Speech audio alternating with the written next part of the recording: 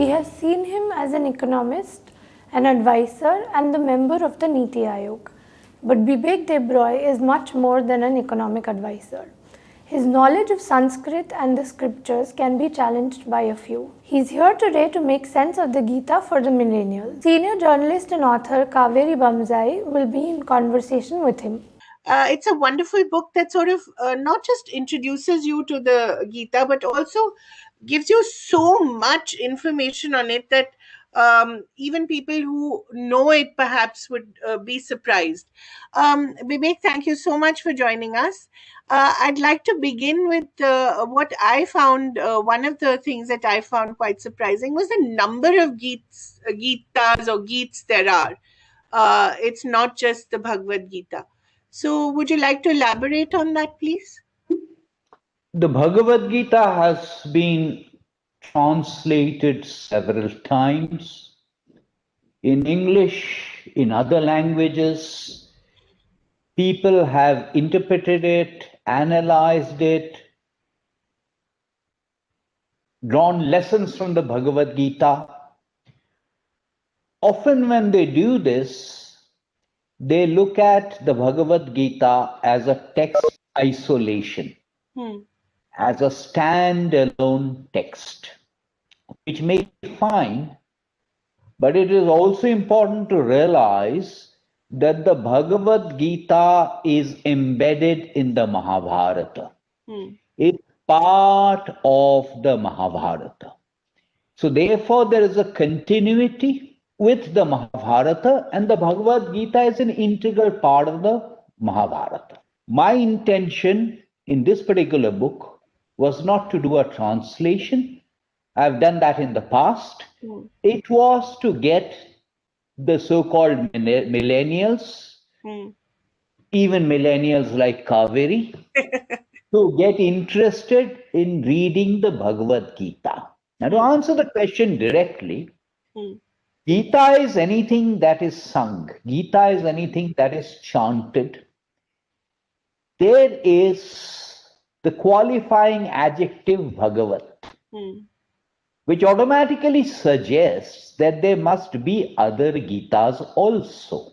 It cannot be the case that the Bhagavad Gita is the only Gita.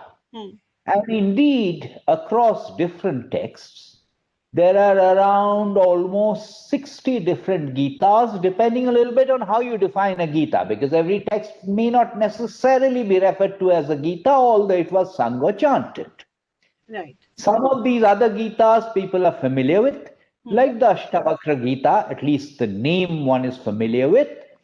There are texts like the Uddhav Gita, which is from one of the Puranas, but the Mahabharata itself has around 20 Gitas.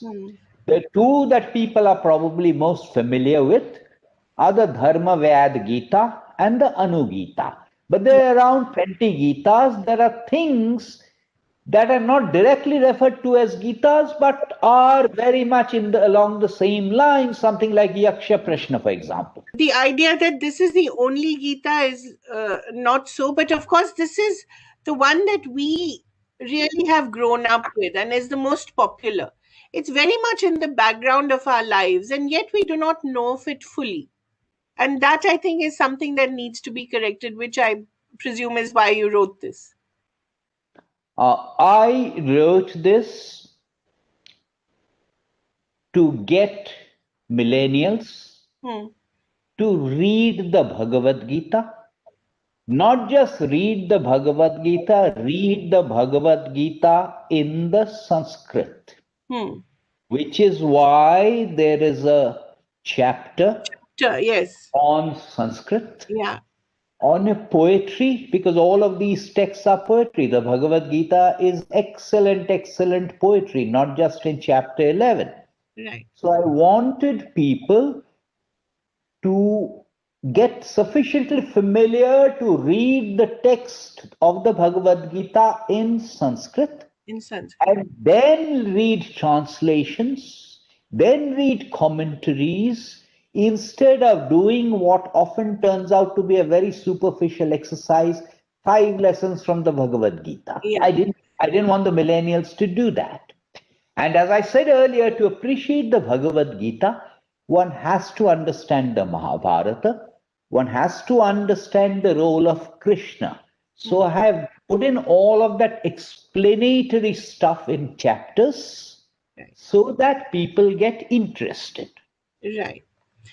Let's talk about Krishna, because in the Mahabharata we see him as a very wise counsel, as someone who advises Arjun on the battlefield and resolves very complex issues. We also know of him as a playful god, a very accessible god. Talk a little about why Krishna is such a loved god in India. I won't answer that question, Kaveri, because this is about the Bhagavad Gita. Right. It's not about the role of Krishna. Hmm. And I am averse to using words that are imported and implanted from the West, Hmm. including a word like God. Right. The word God has different meanings. So whenever you are using the word God or someone else is using the word God, he or she intends a certain meaning. Hmm. The word God etymologically Hmm. has roots in, is cognate with a Sanskrit root. Hmm.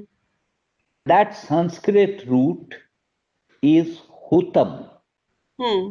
And most people do not know this. And it is a tragedy and travesty that millennials don't know that the Hmm. word God has a cognate root in Sanskrit known as Hutam. What Huttam. is Hutam? Hmm. What is Hutam? Hutam is someone you offer oblations to. Right. So if at the time of the Rajasuya Yajna, the Hmm. first Arghya was offered to Krishna in the Mahabharata. This book is about the Bhagavad Gita, it's not about the Mahabharata. Hmm. Was offered to Krishna, then in some sense, Krishna was Hutam. But Hmm. I would not like to use the word God. Hmm. For the Mahabharata, Hmm. as with the Bhagavad Gita, my plea to the Hmm. younger generation Hmm. would be not to decide on what kind of individual Krishna was Right. on the basis of what one has picked up from 144 character Twitter narrations or from television serials or from abridged tellings. So let's leave Krishna and Krishna's role in the entire Mahabharata out of it. Hmm. Hmm. And yet you've spent a lot of time discussing his historicity. Only the historicity. Yes. Only the historicity, because the historicity is germane, because quite often people do not Hmm. realize that there was a certain date, whatever be the date, when the Kurukshetra war happened. Right. And there was a certain date when the Mahabharata and therefore the Bhagavad Gita was composed. And the Hmm. two are not identical. Hmm. It is only to make that point that I've spent time Hmm. on the historicity of Krishna, Hmm. not on his role in the Mahabharata. That is a bigger exercise. Yeah, right. You've spent a lot of time on that. You've also spent a lot of time on Sanskrit, as you said. And I was just wondering, can one, deracinated as some of us are, can one teach oneself Sanskrit using some of the tips that you have given us, including on how to read the words? I have not given tips on reading Sanskrit. I have given tips on reading the alphabet. Alphabet. That's it. Yeah, Now, can one learn Sanskrit on one's own yeah, at home? yeah, Of course, one can, yeah. because I have no formal training in Sanskrit. My entire learning of Sanskrit has been self-taught at home. Right. So I would certainly argue that, of course, it's possible to do that if you're interested in doing it. Yeah, right.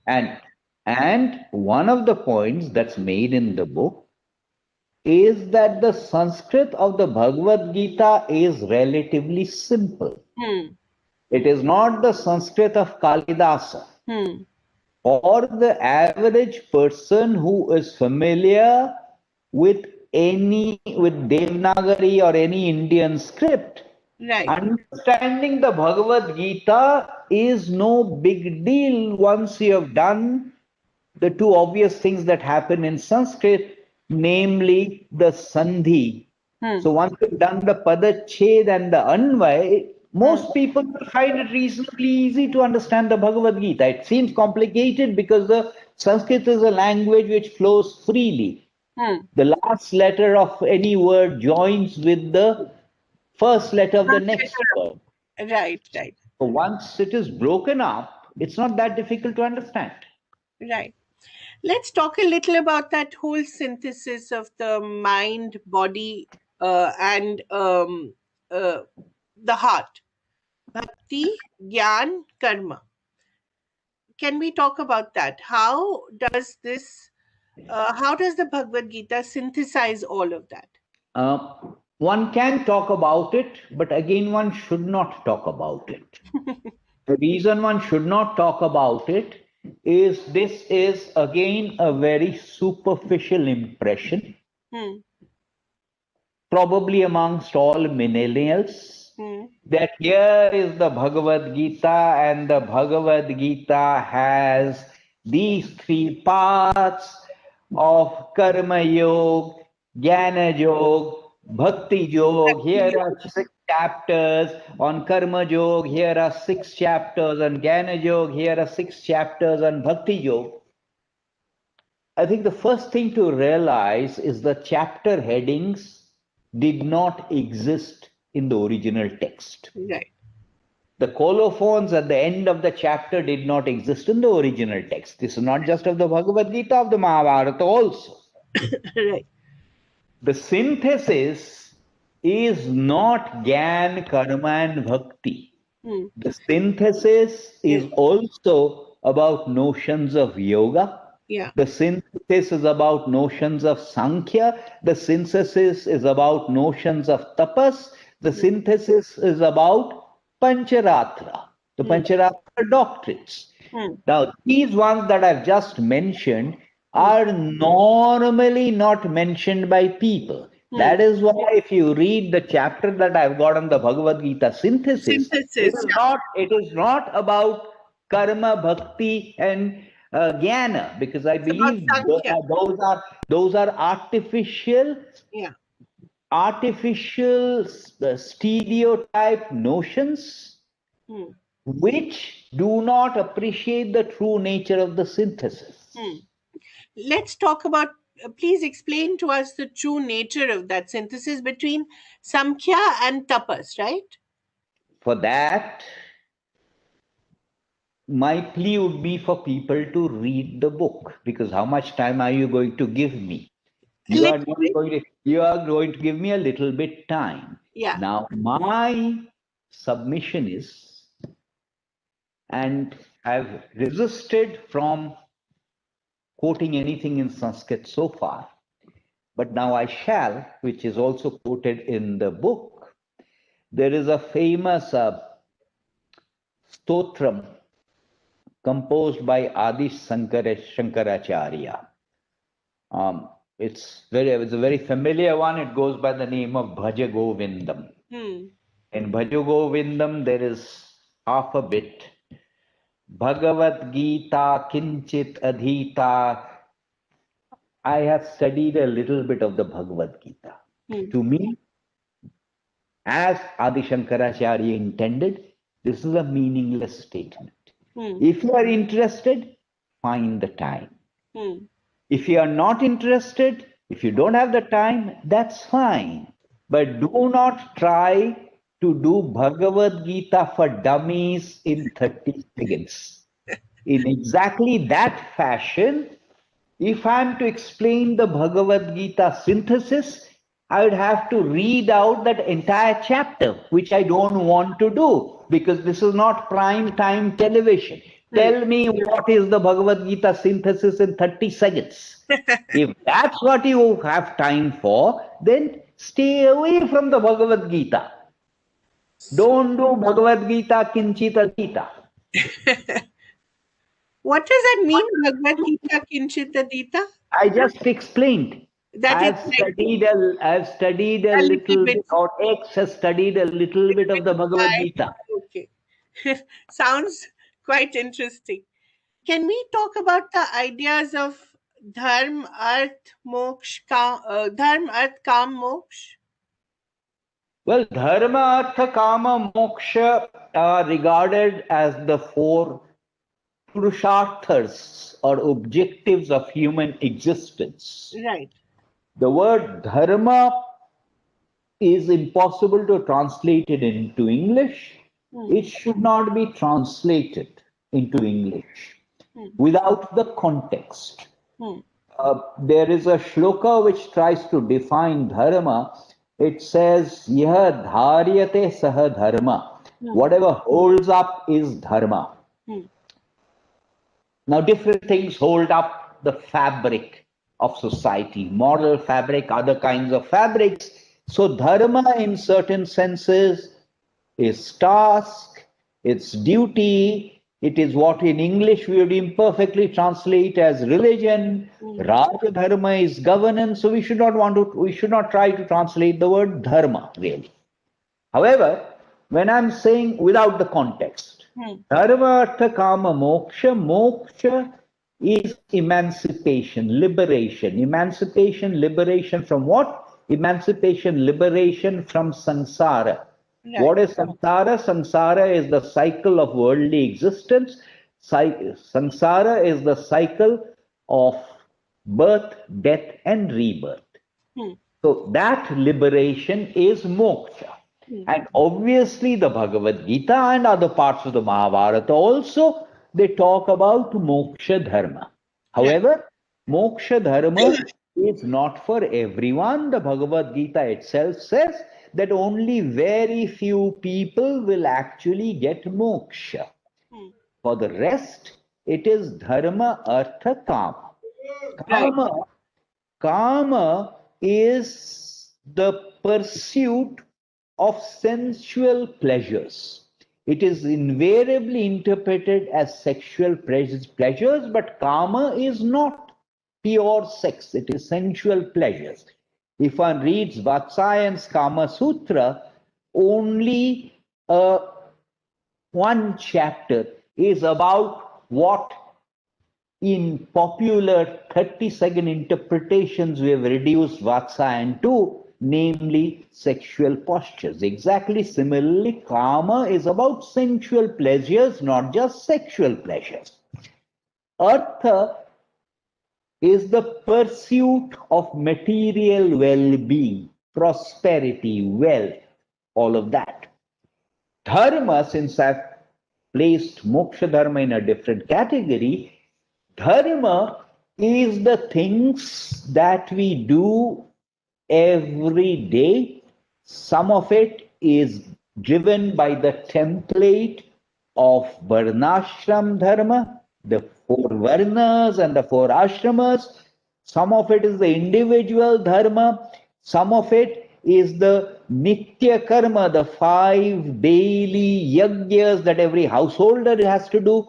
Some of it is naimittic dharma, the particular rites that are observed on specific occasions. Some of it is kamya dharma, which is rites and rituals that one practices with a specific objective in mind. How do we as a society, how are we going to be able to keep all these in balance? I think only at that point will we achieve what is popularly known as happiness. Can we achieve a kind of balance of all these? And does the Gita show us the way forward on this? It depends entirely on you, which is a point that's made in the book. If you expect the Bhagavad Gita to tell you that get up in the morning and do 3 Surya Namaskars and you will be happy. You will be disappointed. In the Bhagavad Gita, you will find whatever you wish to find. Right. So the Bhagavad Gita will have different, so to speak, lessons for different people. Right. The word happiness is again a word that should not be bandied around. Yes, you've talked about that. Without care. Yes. What makes a person happy? What I'm happy with right now is not something that I will be happy with half an hour later. I am happy drinking a cup of coffee now. But after having drunk 20 cups of coffee, will I be happy with a 21st cup of coffee? The answer is no. So therefore, most of the time when we interpret the word happiness, we define it in terms of things that are completely temporary and transient. The message of the Bhagavad Gita is not to get attached to what is temporary and transient, but to focus on what is permanent. When we were children, there were things that made us happy. Today, those toys would not make us happy.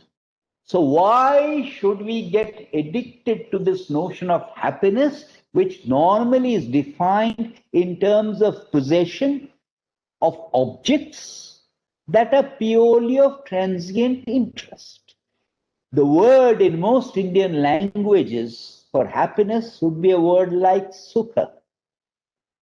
As compared to that, there's a completely different word called shanti, which is peace, tranquility, serenity.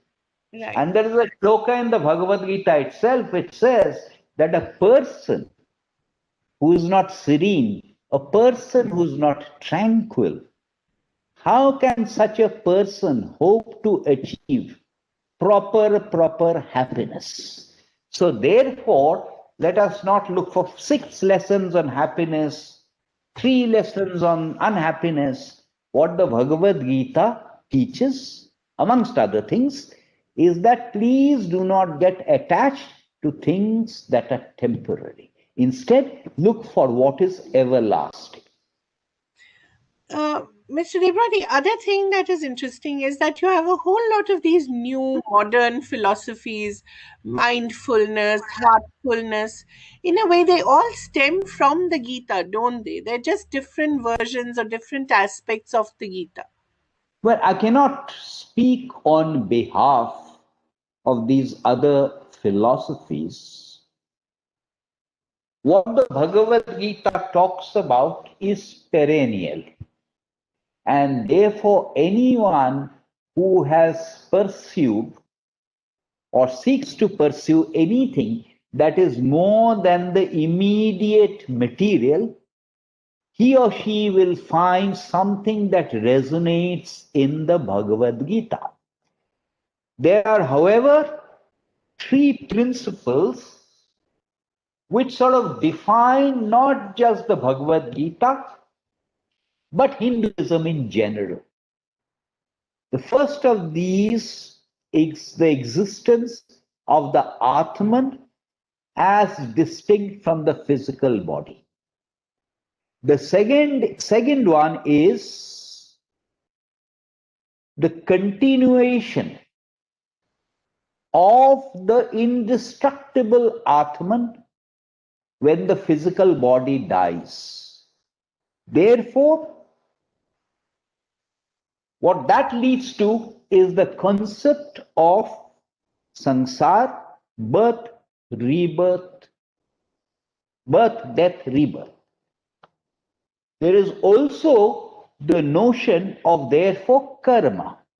And finally, there is this notion of union between the Jivatman, the individual Atman, and the Paramatman or the Brahman.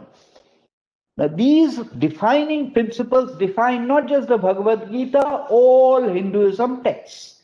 So if any kind of new teaching believes in some fashion in these, as I said, there will be resonance with the Bhagavad Gita. Mr. Debroy, I also wanted to ask you, we've recently seen this new document, the National Education Policy, and it talks about going back to ancient texts, which I think is one huge area, glaring area that we have missed out on all these years. Would you recommend this as compulsory reading, and at what stage of a child's life? Recommend what? The Gita The, as compulsory reading in schools. I'm against any form of compulsion, Hmm. and I would not recommend the reading of the Bhagavad Gita until you are ready for it. Right. Uh, Now, whether you are ready for it or not is entirely contingent on what kind of an individual you are. Right. If I am going to teach Sanskrit, Hmm. I think the Bhagavad Gita is a very good vehicle for teaching Sanskrit, as is the case with several Sanskrit mantras, Hmm. because they are wonderful ways to teach. Particularly, remember, I said that the poetry of the Bhagavad Gita is beautiful, beautiful poetry. Right. But until people are ready, I don't think there is any point in forcing the Bhagavad Gita down their throats. Hmm. If one were to force a Gita down anyone's throats, I would say the Ashtavakra Gita is much more direct. But like I said, I'm against compulsion. Can we talk about the idea of bhakti and ahamkar? Again, very important ideas.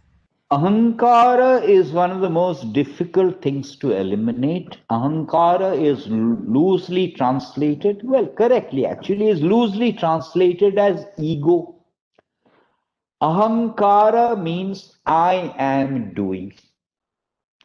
It is one of the most difficult things to get rid of, especially in a day and age when all the time people are saying, watch my interview, read my article, see my picture. The word I is there everywhere. So ahankara as an ego is one of the most difficult things to get rid of, particularly because we are much more familiar with the English language. The millennials, a younger generation, or some section of the younger generation, is much more familiar with the English language, where the word I is in capital letters. Sorry, do you remember TOI making, Times of India making I small? That was the whole No, idea behind it, I think. no, I don't remember that. So, no Sanskrit or no Indian language has I or aham or whatever is the counterpart is in capitals.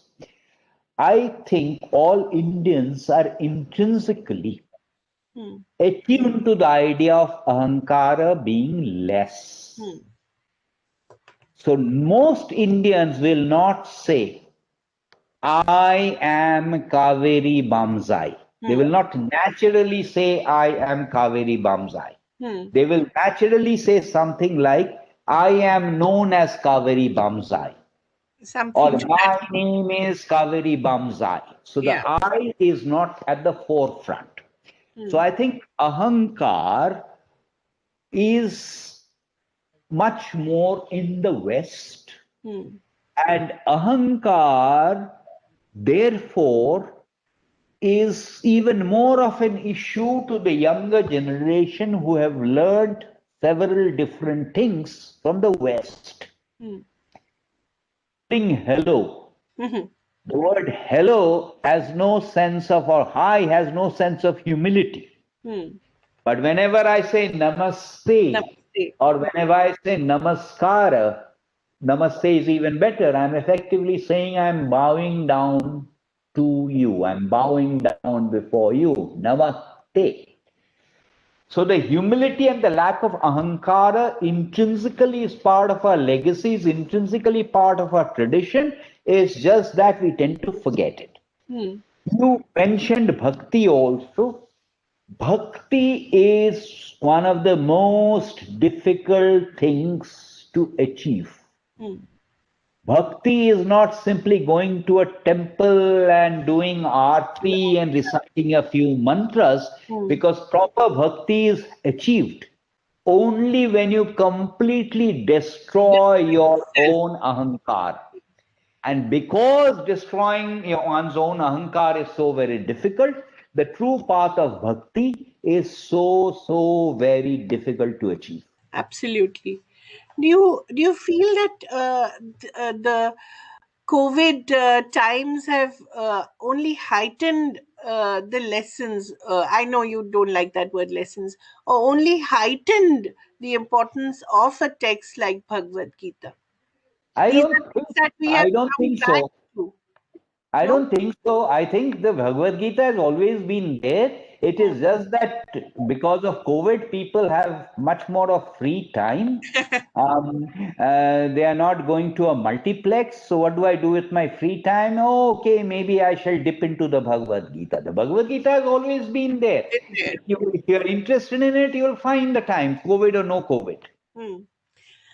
Mr. Debroy, I wanted to ask you, do you often get questions about the Gita, about the Mahabharata, wherever you go? I know that you're primarily, your day job is an economist, but hasn't this avatar of yours sort of taken over that? And are you often just sort of stopped randomly and asked, okay, what does this mean? Or what does that mean? Like like I'm asking you.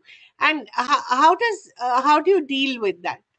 No, I am asked, but my standard response is I am not a guru. I am not a teacher. I am not going to do a Mahabharata 101. I Right, am not going to do a Bhagavad Gita 101. right. If you want answers, read the text for yourselves Hmm. and you will find the answers. Hmm. Sometimes I am asked questions that are in the nature of clarifications. Those, Right, of course, handled differently. right. What does the Gita mean to you personally, and has that meaning changed over time? What does the Gita mean to me personally? Hmm. It's difficult to answer that because each person finds something or the other, as I said in the Bhagavad Gita. Hmm. Obviously, people evolve over a period of Right. time. Um, Is so every if you are time you read it, do you find something new and surprising, even someone like you? no, look, Kaveri, I don't want to say this because this is also a little bit of ahankar, which I argued against. Hmm. So I'm saying it reluctantly. I know the Bhagavad Gita by heart. Wow. So therefore, for me to rediscover something in the Bhagavad Gita is unlikely, which does not mean that I do not discover Hmm. things in other Gitas. Right. Um, I have just done a translation. It'll take a long time for it to be published of the other Gitas in the Mahabharata.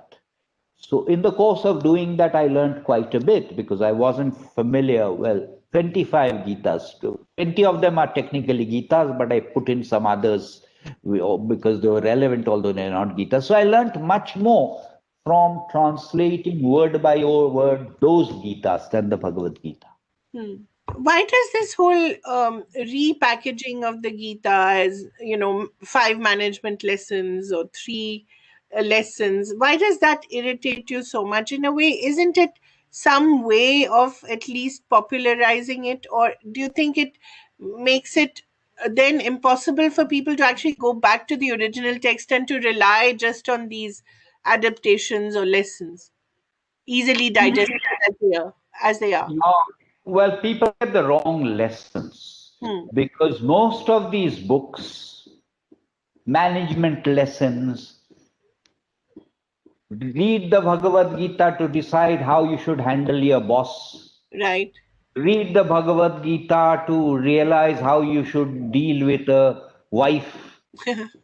All of these are about the individual's relationships with the external world, external individuals, external objects.